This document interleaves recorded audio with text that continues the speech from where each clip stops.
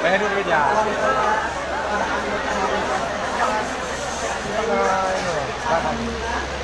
Mana itu? Sudah biasa. Luar biasa.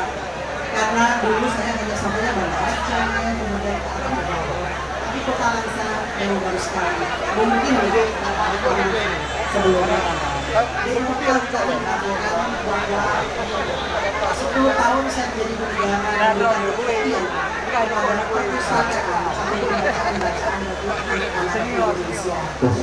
Dan bahkan sekarang pun Yarsi mengambil jurusan perpustakaan. Sekarang pun Demokrat juga bekerja di perpustakaan Langsa. Untuk itu, untuk dedikasi dari Demokrat kepada kemajuan bangsa, karena itu adalah hal yang sangat luar biasa bagi kemajuan bangsa ini. Saya memberikan 2 buku untuk memperkaya perpustakaan bangsa.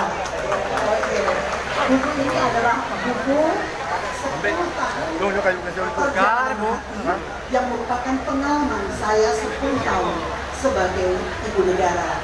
Mudah-mudahan nanti dari Langsa ini ada yang menjadi ibu negara. Kalau diterima, kita mudah-mudahan bermanfaat. Ya. Terima kasih lu kursi aku untuk ambil sebentar. Itu geser ini. Boleh. Kesana-kesana.